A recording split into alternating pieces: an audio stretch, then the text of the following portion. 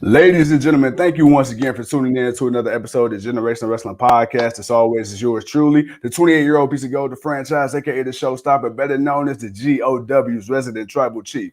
And with me, as always, I got my tag team partner, my brother, my family. He is the flyest in the room, Mr. 1, 2, 3. Pin that ass down, K Breezy, aka Too Cold Kimbro. Brother, how you doing?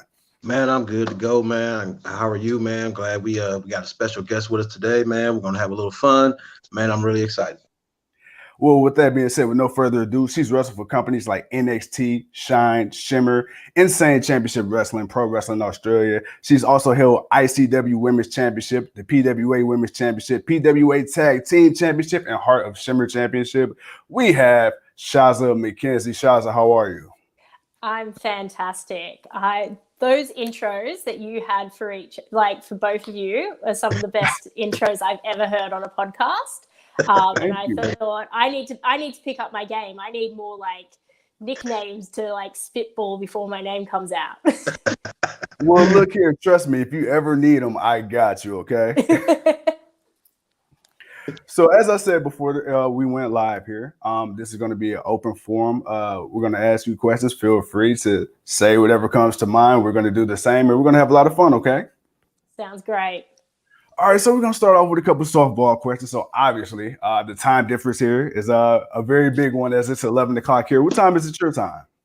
It is 1 p.m. On Monday. Yeah, is it Monday? Yeah, it's Monday. Yeah, it'd be Monday for us coming up. Yeah. Yeah. So I'm in the future. And if I'm not mistaken, you're from Australia, correct? Yes, I'm from Australia. I've always been in Australia. I'd love to get out of Australia. Well, no, I haven't always been in Australia. I've traveled, but I've been stuck in Australia for a while now, so I'd like to get out. So speaking of, I see you guys are back under quarantine. How has that been for you? It's okay. At first when it was they were okay, we're doing a 2-week lockdown. I was like, cool, I've got 2 weeks off work. That's fine. Whatever. I can do this easy. Just whatever. And now we're at week 6 and I'm like, okay, I need to do something. I need to get out of here. Please. Now I'm going to get so crazy, but that's okay.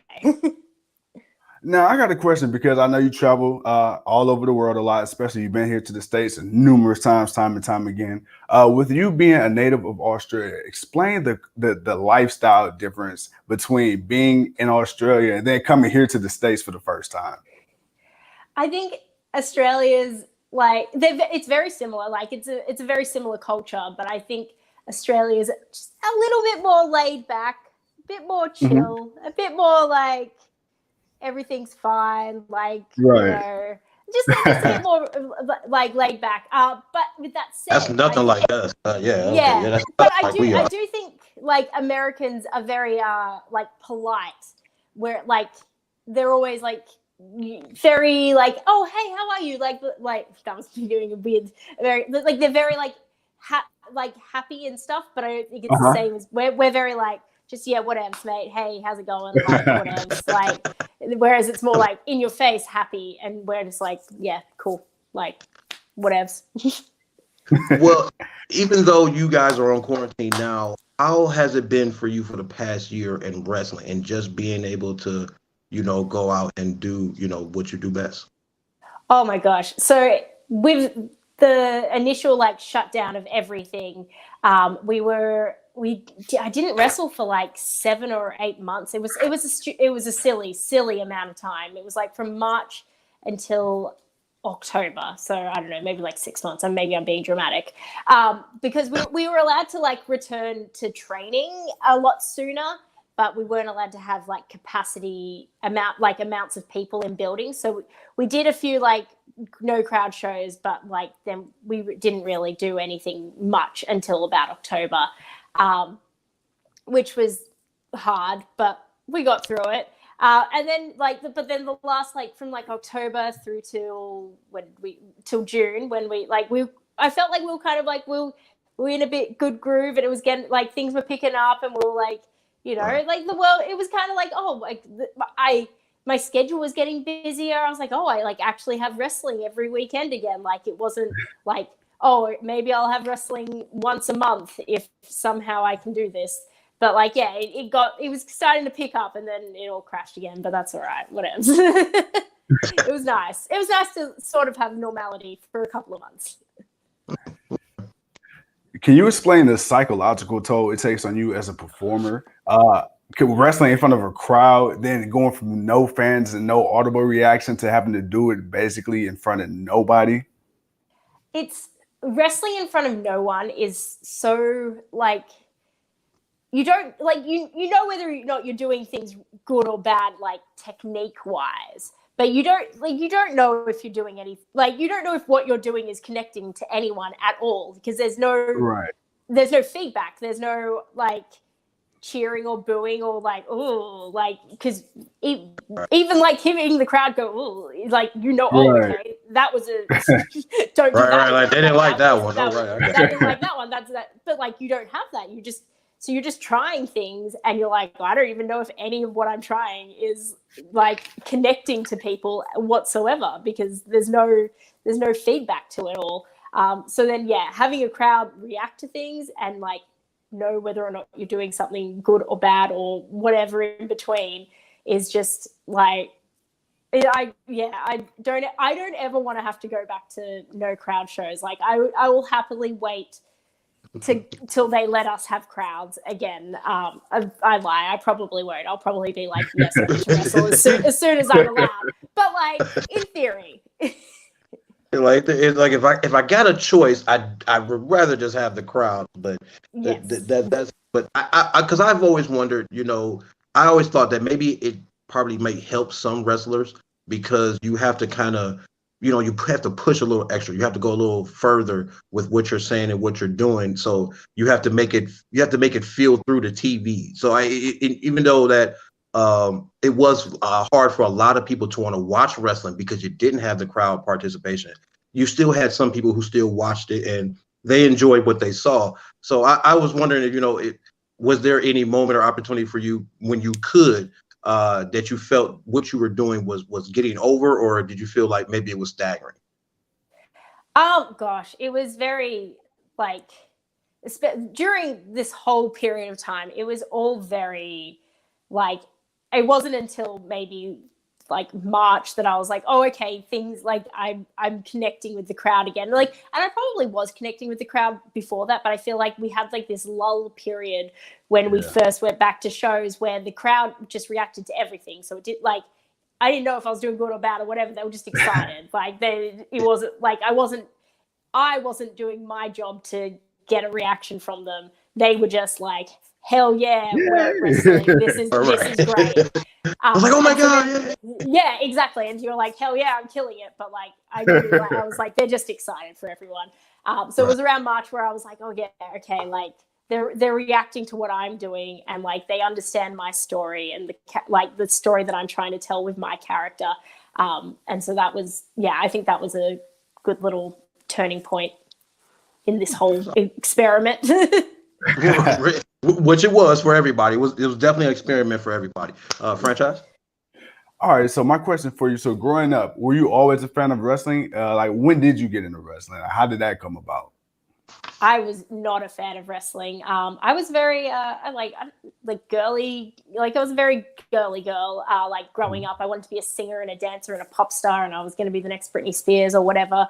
And then and then when I was like 15, I think.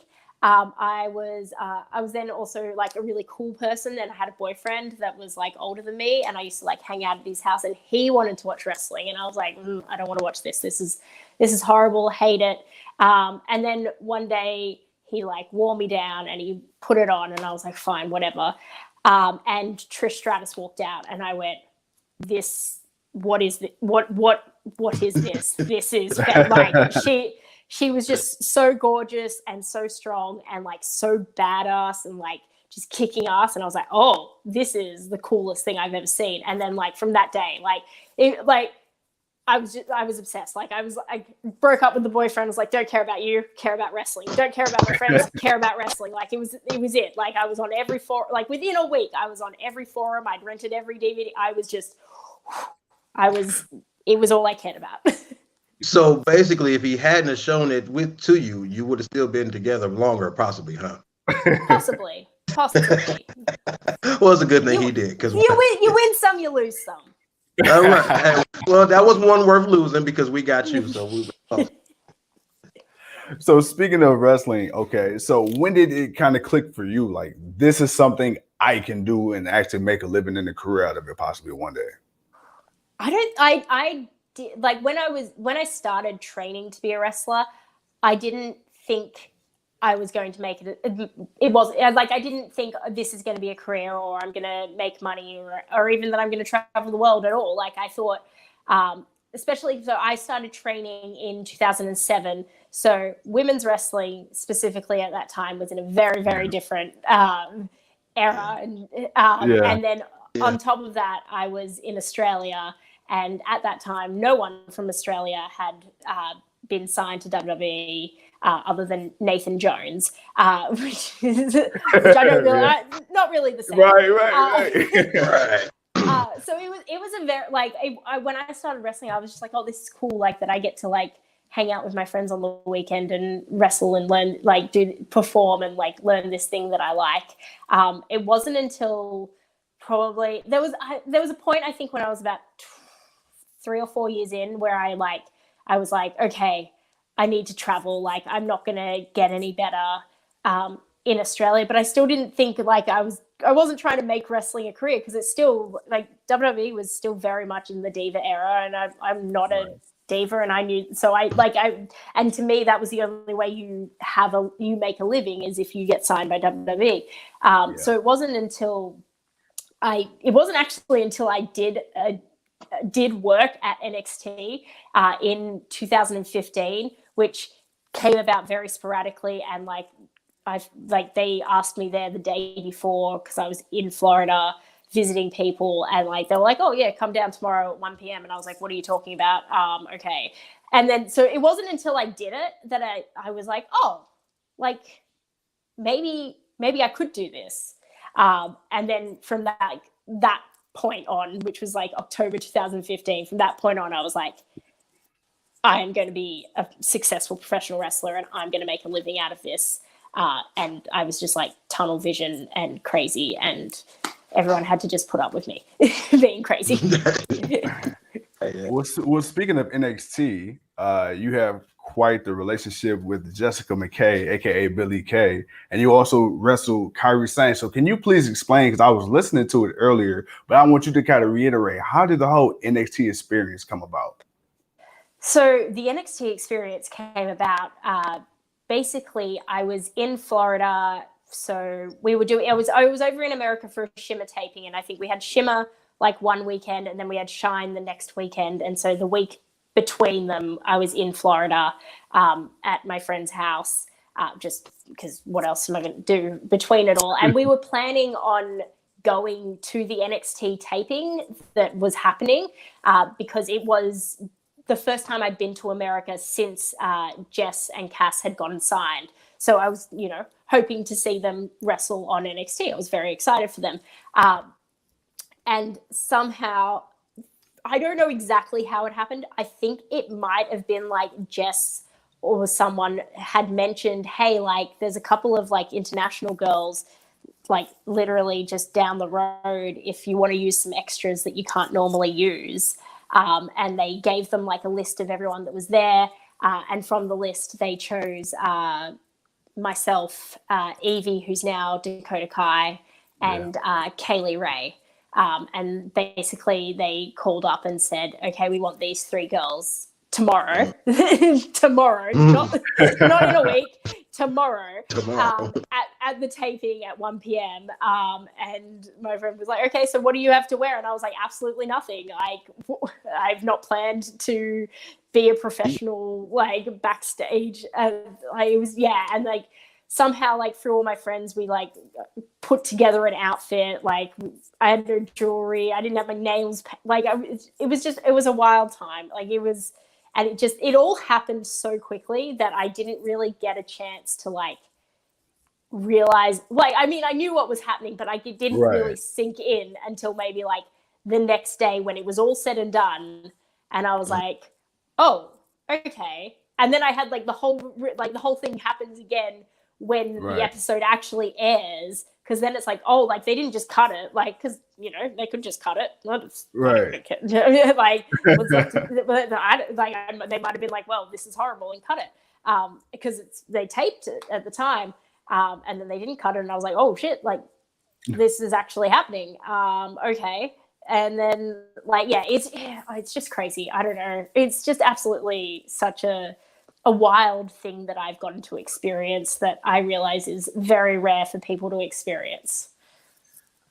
Speaking of, go ahead. I wanted to kind of switch brands a little bit. What are your thoughts on AEW as a company? Like, as far as what they're trying to introduce, what they're bringing to the industry, the opportunity that they are giving to folks like yourself who are in the indies and want to have the opportunity to try to make a bigger name for yourself.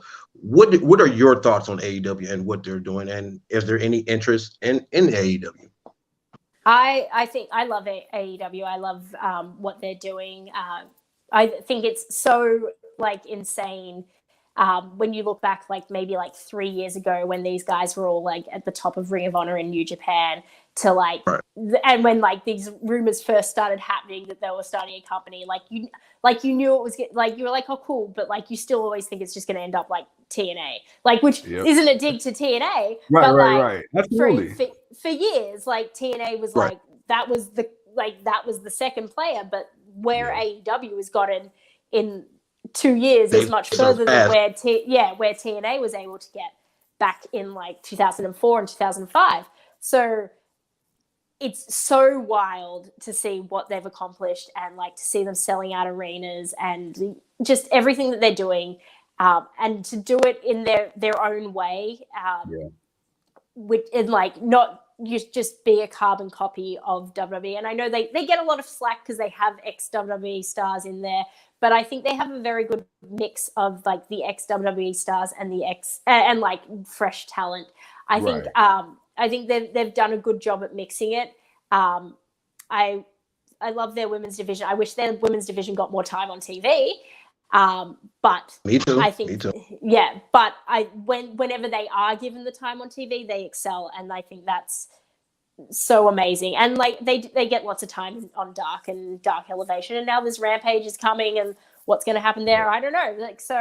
I love AEW. That is, if I could choose where, if I had if some reasons all the major companies said, we want to hire you, and I had to choose, I would choose AEW, because I think that is a brand that represents what I represent, of that self-made and just betting on yourself and doing the hard work yourself and just going all in, essentially. Have you been able to go to any of the events prior to of course the shutdown? Have you been able to go to any of the AEW events or anything? Yeah, so I was in the AEW All Out, the Casino Battle Royale that they did in Chicago. I remember now. Oh my god. Yeah. Okay. Oh wow. Okay. I mean, I was in it for 30 seconds, so that's fine. It was a very long flight compared to how long I was on TV. So sorry. No, don't apologize. And I also got to in that. So I was at All Out. I went to Double or Nothing. I was in Vegas for StarCast, and I went to Double or Nothing, the first Double or Nothing. I have my ticket for Double or Nothing in my wallet always, just to kind of remind me of what my goal is, which sounds really lame when I say it out loud, but it's just there. It's just there to be okay, I'm manifest. Want to manifest that? Yeah, that's all that is. Manifesting. Yeah. So I went to Full Gear as well, because I was in town when bloody Kenny and Mox had the crazy death match of Doom with the giant barbed wire thing. And I was like, what is going on? So yeah, I've been blessed to go to quite a few of the first AEW shows. But I think it's changed so much since I've been able to go. The last time I was there was November 2019. So we're nearly 2 years on, and I think the roster and the production and everything has changed so much. I'd love to see what it's all like now. And I just like to get my foot back in the door. Hey, we can help, we will help. So that's all. Well, speaking of AEW, speaking of the women's division, because you said something that, myself and Two Code here, that was our main complaint, if we had one about AEW, was the lack of airtime the women got. On AEW Dark, the YouTube version anyway, you would see the women, but on the main roster, it's like, okay, we need more women. And I think that's one thing WWE has kind of really started to showcase a lot more of. And we know that hasn't always been the case. But now seeing the buzz that Thunder Rosa and Britt Baker created, seeing Bailey, Davina Rose back when you wrestled with her, Penelope Ford, Mercedes Martinez, Heidi Lovelace, aka Ruby Riott, Tessa Blanchard, to see these women you were in the ring with and to see the waves they've made on a mainstream level. How do you feel about women's wrestling now? Do you think it's finally getting the recognition it deserves? I think we're definitely. I think we still have like a little bit further that we can push it to a point where we're seen as actual equals. Because I think there's still like a point where people think, oh, like they're putting the women in the main event as like an attraction. Like it's not like because they earned it. It's just like a goodwill thing. And I think we need to get to a point where people just see us as equals. And it doesn't necessarily mean that like every show has like 50% women's matches and 50% guys matches, but it's just seeing women as equals. But I think WWE has done such a fantastic job of doing that. Like on Friday on SmackDown, we had the women main event, and it wasn't even like a second thought. Like it wasn't like, oh my God, like 5 years ago when the women main evented, it was like, holy shit, we've got a women's main event.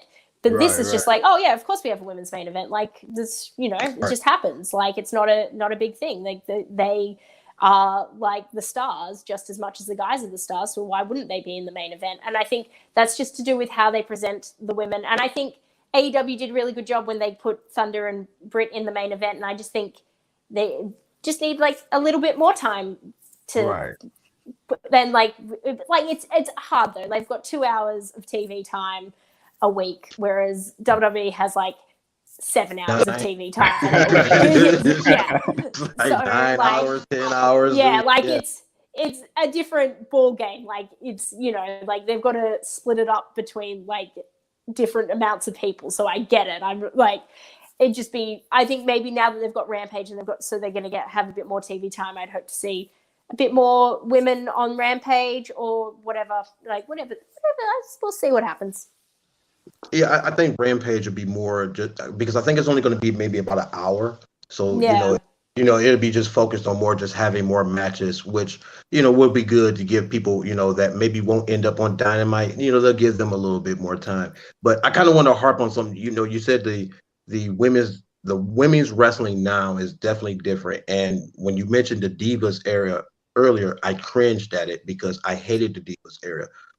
To go from women as Trish Stratus, Molly Holly, Ivory, and Chyna to those women that were really good at wrestling, then you kind of had the Divas era.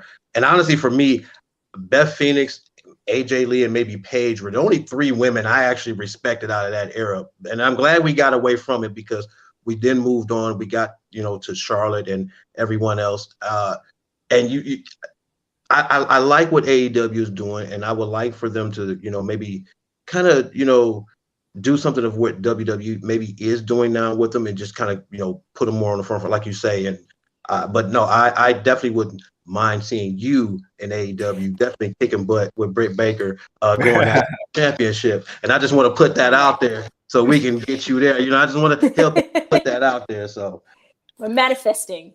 You're right. We're manifesting. We're putting that out there. No, I definitely like this new era of women wrestling, and do think that they should get more time, because when like you say, 5 years ago, it was a surprise, because the last time before that was maybe like 10 years ago when it was Lita and Trish. Trish and Lita, you hadn't seen many women main event, and to see them main event so frequently now, that is awesome. But yeah. But we're gonna manifest that. We're gonna get you there.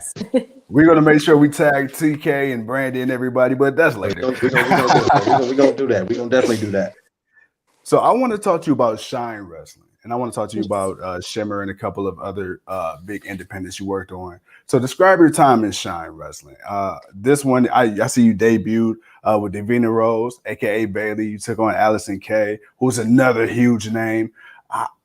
Seeing the women you've been in the ring with now, does that motivate you even more to know, like, hey, I was already stepping toe to toe with these women. I see where they're at. I see what they're doing. That's me, or that's going to be me.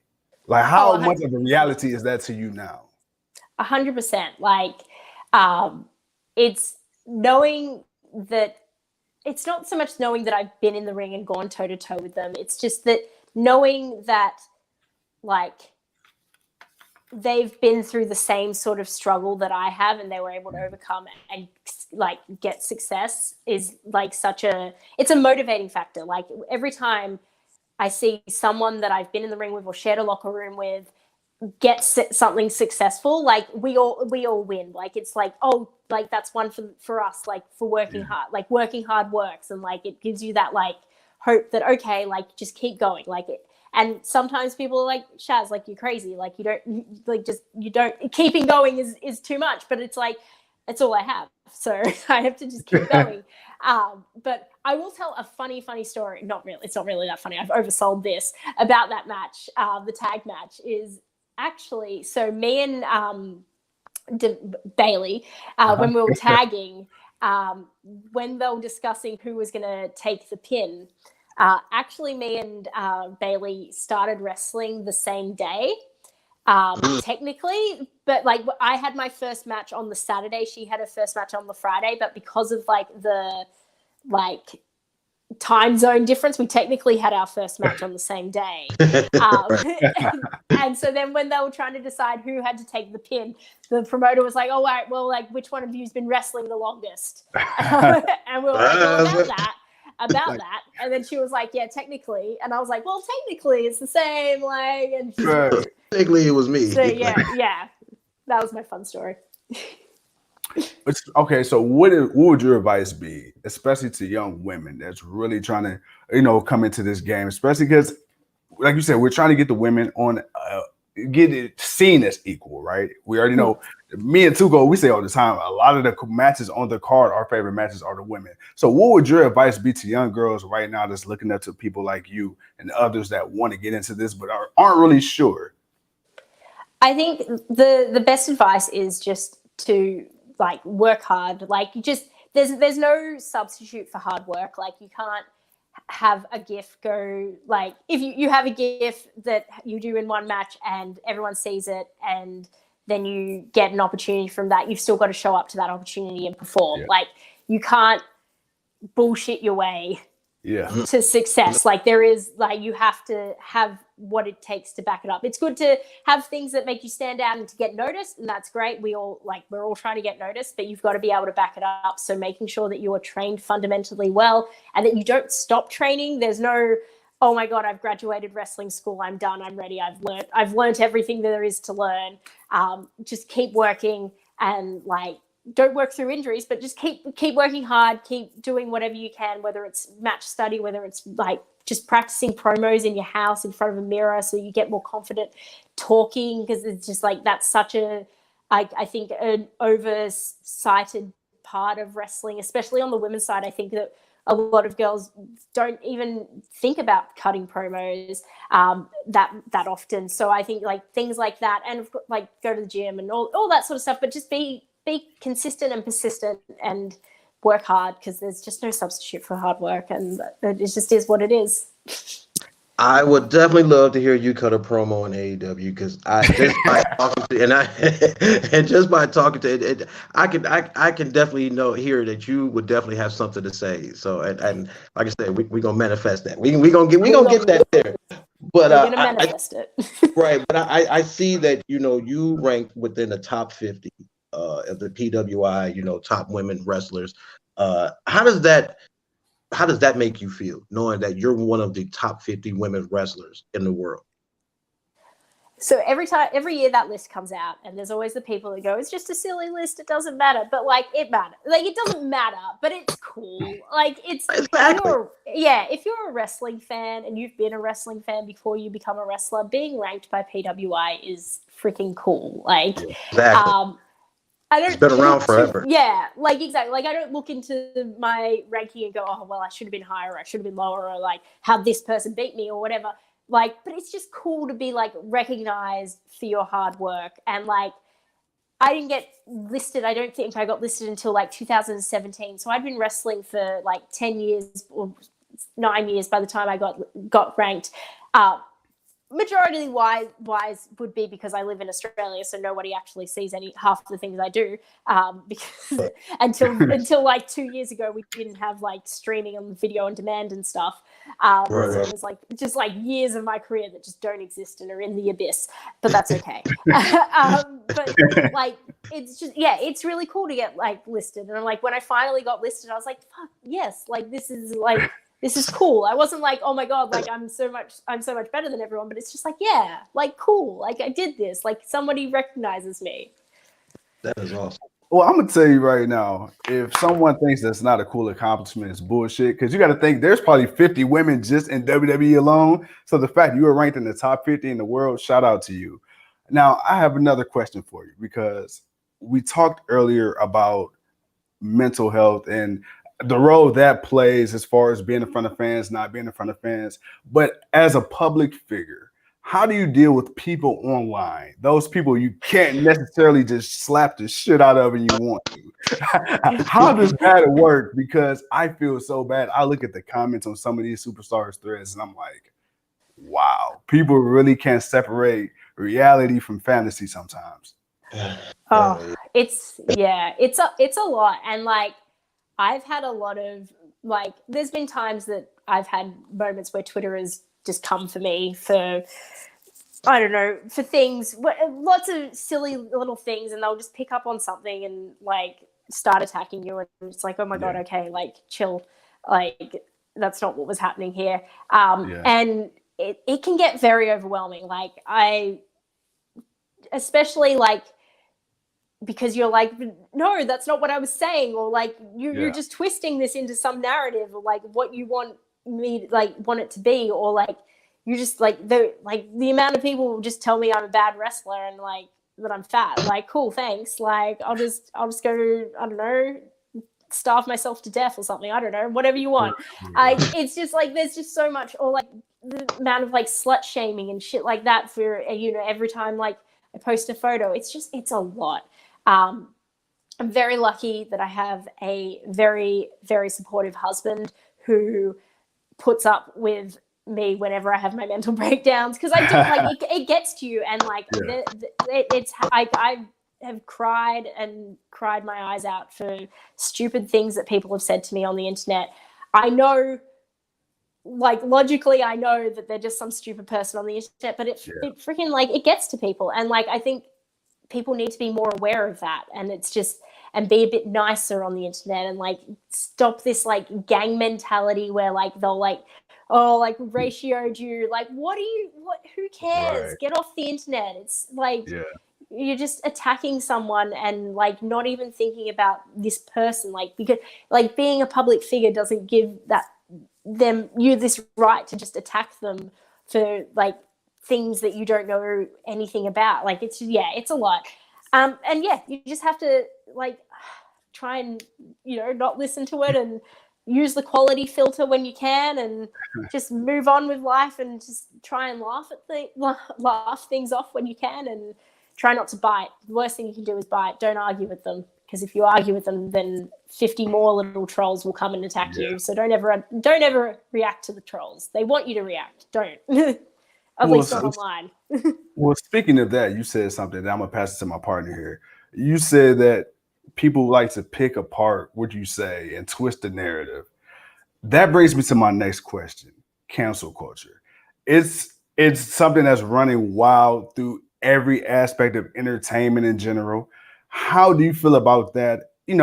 Especially with wrestling, because wrestling is very subjective. Wrestling is a sport unlike a lot of others where you blur reality and fiction. It borderline a little racy a little bit with some subject matter and people and things like that. So yeah, you have to throw that. So how do you feel about that? Because we as fans know for the most part, okay, hey, like this is just part of a storyline. But how do you feel about people once again online trying to decipher something that might have happened 10 years ago for entertainment purposes, and then they try to bring that up now and cancel people? I think, especially like the last year, I think cancel culture has. I hate the term cancel culture, but like there are people that needed to be run out of the wrestling business and have been run out of the wrestling business, and I think was a good use of social media awareness, especially when it comes to like the speaking out movement. And I think there were a lot of necessary things that needed to be said and done. I don't think we needed to like just attack people. We just needed to be like, hey, get out. We're like, you're not allowed back in, and full stop. And that's all it really, like, that's all it doesn't need to go past that. It's just, you're out, go away. We're ignoring you. Because a lot of them just want attention. So I think it's like, it's difficult because there are genuine people that should not be allowed back into our industry for very specific reasons. But I do think that it's all different levels. So I think that there's things, I'm not saying things that are forgivable, but things that you need to have a wider mind, like, and think about where the context of what it is that we're trying to cancel someone over is, and like why they've said what they've said or done what they've done, and if there's remorse and growth and because people can grow and people make mistakes. People, we've all done dumb shit as teenagers, and unfortunately, this generation has all their dumb shit as teenagers online. So, oh my god, so like it's a bit hard. Like they're getting caught out a bit more. But I don't think. Personally, I'm not the same person I was when I was 15. I'm not the same person I was when I was 20. I'm not the same person I was when I was 25. Like, I think as long as you acknowledge that people grow and learn and that we're not stuck in who they once were 3 years ago, 5 years ago, 10 years ago, I think that's a better way of going about it. If they don't show remorse and they very clearly are the same person they were when they were 15, then, like, cool, go away. But like, I think it's just having a better understanding of like how people grow and learn, and it's not people say dumb things and people make mistakes, and they're not trying to be vindictive and hurtful on purpose, and you just have to explain to them what they've done wrong, and help them learn and understand what they've done wrong so that they can grow from that and become a better person and not make that mistake and they can help make sure that their friends don't make that mistake and they pass on the good message. I hope that sort of makes sense for what I'm saying. No, trust me. It made sense, and I'm glad, because I really wanted, so often we don't get the chance to hear the other side of it. So as someone, like I said, if someone attacks us or say anything about us, I can say fuck you, and then like nobody thinks twice about it. But you guys are kind of like under this microscope. If you send a tweet or if you say one thing, it's magnified. Yeah, it really is. Too cold. It's your turn, brother.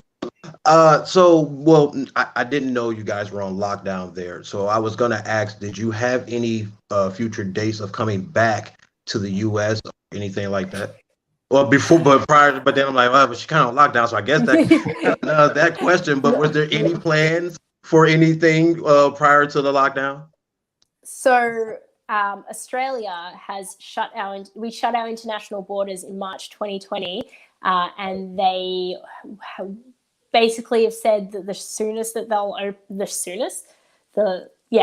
the most likely they won't open. I don't know. You said it right. You said it right. You're good. Soonest that they'll open is like mid next year. But I'm hoping, like it's been messed up. We've literally been locked in here, which like I understand why they've locked us in here, because if they stop people coming and going, then they can stop the virus.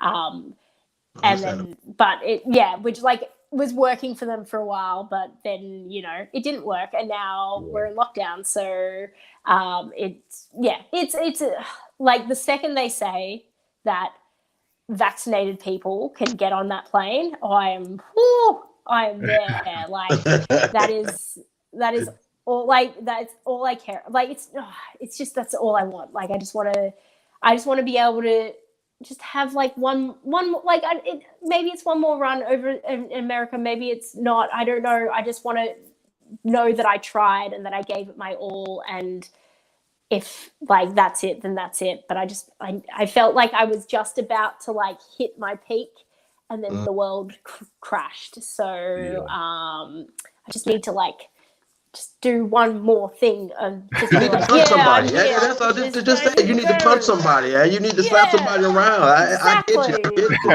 That's right. You need to go to AEW and slap somebody. See, that's what it is. I got you. I understand what you're saying. I have nothing else to ask. I appreciate you taking the time with us, franchise man. I don't know if you got something else you want to ask before we get out of here, but I definitely your energy is awesome. I definitely see more of you. So yeah, we're gonna beat this thing. I don't know how we're gonna beat this thing. We're gonna beat this thing, and we're gonna get to see more of you.